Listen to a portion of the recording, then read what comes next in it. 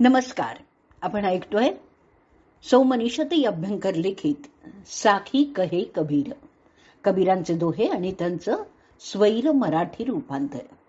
आपला भाग चालला 19वा आणि दोहे आहेत 59 ते 63.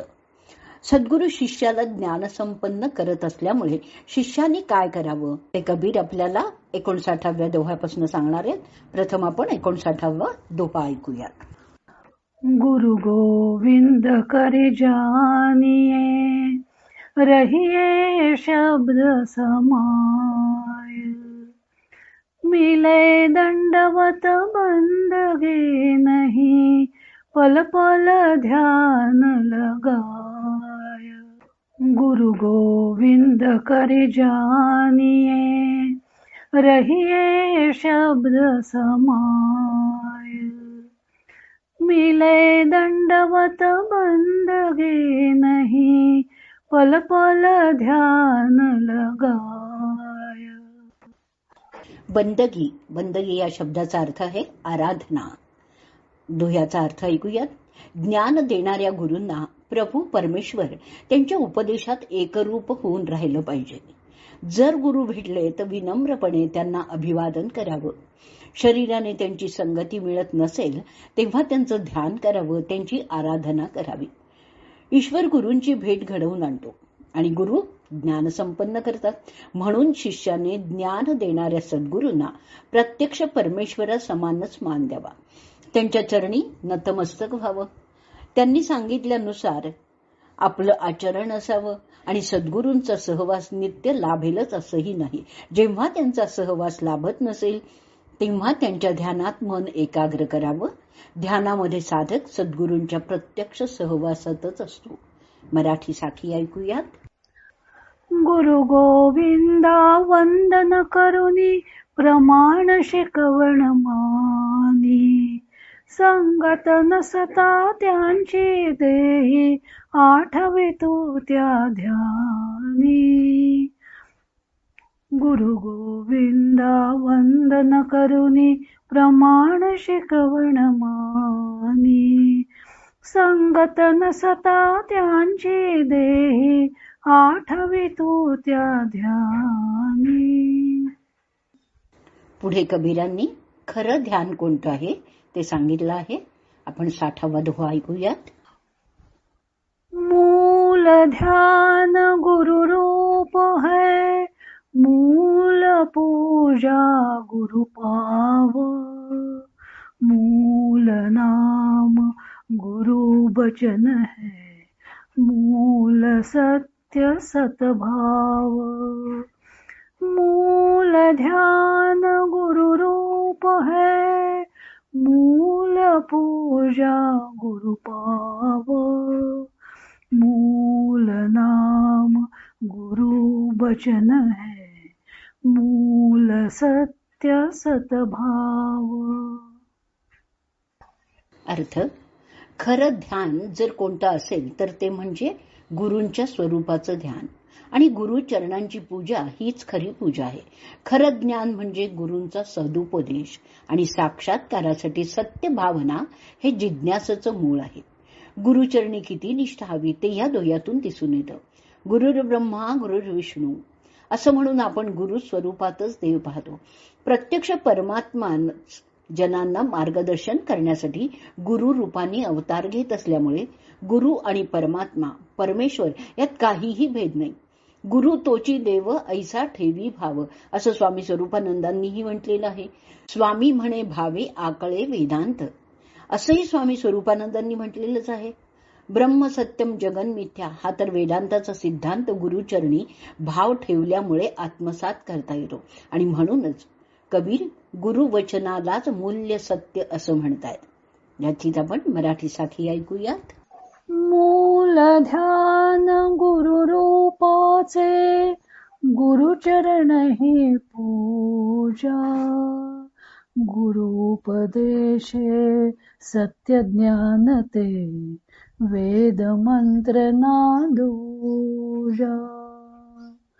मूल ध्यान गुरु रूपाचे, गुरुचरण ही पूजा.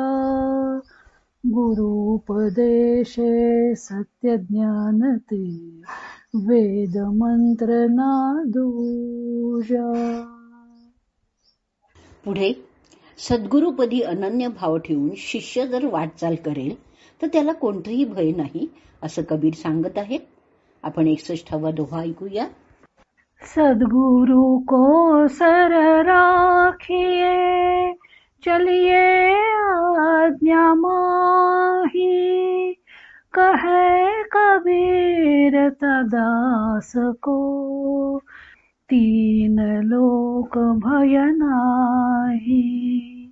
सद्गुरु को सर राखिए चलिए आज्ञा माही, कहे कबीर तदास को तीन लोक भय नाही. दोह्याचा अर्थ बघूयात. गुरूंनाच डोक्यावर घ्या म्हणजे त्यांना श्रेष्ठ माना, त्यांचीच आज्ञा माना. मग कबीर म्हणतात की अशा दासाला तिन्ही लोकात भयच नाही. शिष्यासाठी सद्गुरू हा एकच देव आहे. त्यांचं पूजन हीच त्यांची पूजा आहे आणि त्यांचं ध्यान हेच खरं ध्यान आहे. त्यांच्या व्यतिरिक्त शिष्याला कोणतीही गोष्ट महत्वाची वाटू नये असा एकनिष्ठ भाव असेल तर त्याला तिन्ही लोकांमध्ये भय नाही असं कबीर म्हणतात. तिन्ही लोक म्हणजे स्वर्ग, मृत्यू आणि नरक. पृथ्वीवर जन्माला येणं म्हणजे मृत्यू लोकात जन्म.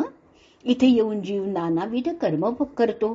त्या कर्माचं चांगलं वाईट फळ म्हणून त्याला स्वर्ग किंवा नरक प्राप्त होतो. चांगली कर्म केली तरी फळं भोगावीच लागतात आणि वाईट कर्म केली तरी त्यांची फळं भोगावीच लागतात आणि परिणामी स्वर्गात, नरकात किंवा मृत्यू लोकात खितपत पडावं लागतं, कारण ती कर्म आसक्तीने केलेली असतात. आणि म्हणूनच भगवंतांनी गीतेत निरासक्तपणे कर्म करण्यास सांगितलेलं आहे. सद्गुरूंच्या मार्गदर्शनाखाली शिष्य अशी कर्म कशी करायची ते शिकतो आणि जन्म मृत्यूच्या जोखडातून सुटतो. त्यामुळेच त्याला तिन्ही लोकांचं भय राहत नाही. मराठी साखी ऐकूयात. गुरु वचन ते प्रमाण मानुनी ठेवी तत्पदी शिर, तिन्ही लोके नाही भय मग सांगत से कबीर. गुरु वचन ते प्रमाण मानुनी ठेवी तत्पदी शिर, तिन्ही लोके नाही भय मग सांगत से कबीर. गुरु आणि शिष्य यांचा संबंध कसा असतो ते कबीरांनी दोह्यामधून सांगितलेलं आहे. पुढचा दोहा 62वा आपण ऐकूयात.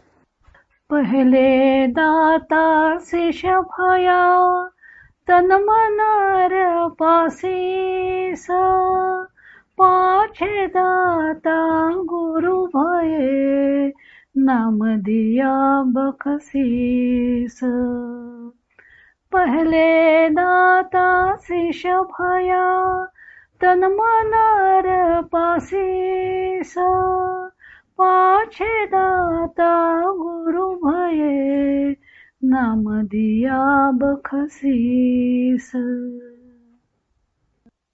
कठीण शब्दांचे अर्थ बघूयात. शीश, शीश म्हणजे मस्तक.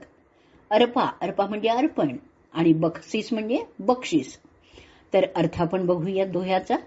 गुरु सेवेमध्ये तन, मन आणि मस्तक अर्पण केल्यामुळे प्रथम शिष्यच दाता झाला आणि नंतर गुरुंनी शिष्याला सत्यनामरूपी धन बक्षीस दिल्यामुळे गुरु दाता झाला. शिष्याला कबीरांनी दाता म्हणून गौरवलंय कारण त्याने सद्गुरूंना तन, मन, धन अर्पण केलेलं असतं. त्याशिवाय तो खरा शिष्य ठरूच शकत नाही आणि म्हणूनच तो जणू दाता ठरतो. नंतर सद्गुरू त्याला मंत्र देतात. मागे एका दोह्यात त्यांनी गुरुची कुंभाराशी तुलना केली होती. कुंभाराप्रमाणे ते कच्च्या मडक्याप्रमाणे असलेल्या शिष्याला ठोकून ठोकून सारखं करतात. शिष्यही त्यांचं शिष्यत्व पत्करून गुरूंनी दाखवलेल्या मार्गावर चालत राहतो. मग जणू काही शिष्याच्या सेवेवर संतुष्ट होऊन ते त्याला बक्षीसच देतात. बक्षीस म्हणजेच नाम. पण हे मिळालेलं पारितोषिक काही सामान्य नसतं, तर ह्या पारितोषिकाच्या साहाय्याने शिष्य मोक्ष पदवीवर आरूढ होतो. आता मराठी साथी ऐकूया.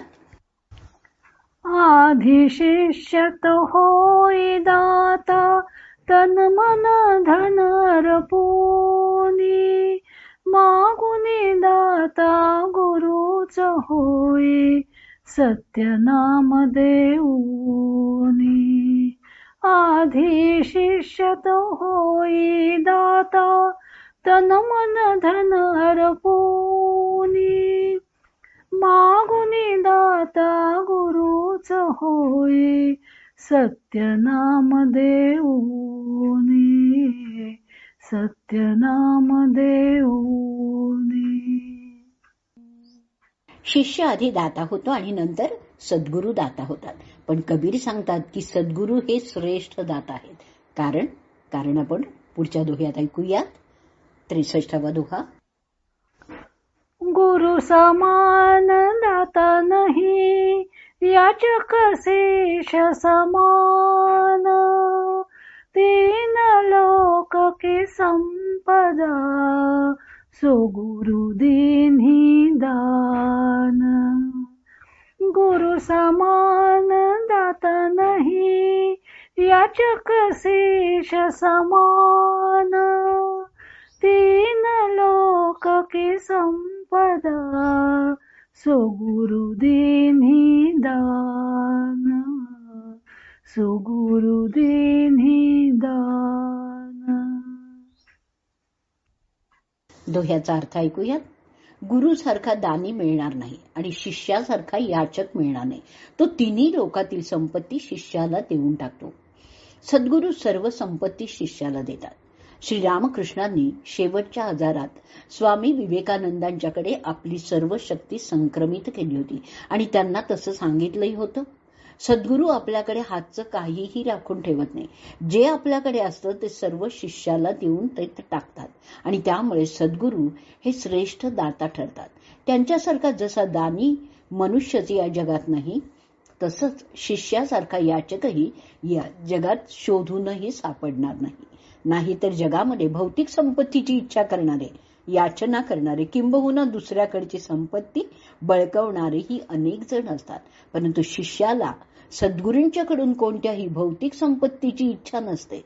त्याला इच्छा असते ती एकमेव अंतिम कल्याणाची, मोक्षप्राप्तीची. आणि त्यामुळेच सद्गुरूंच्याकडे शिष्य मागतो तो फक्त गुरुमंत्र.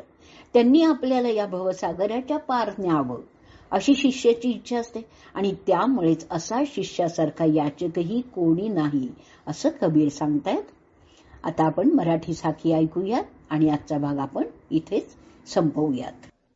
गुरु समदाता नाही कोणी, याचक शिष्य समान. त्रैलोक्याची सर्व संपदा, शिष्या देई दान. गुरु समदाता नाही कोणी, याचक शिष्य समान. त्रैलोक्याची सर्व संपदा, शिष्या देई दान. शिष्या देई दान.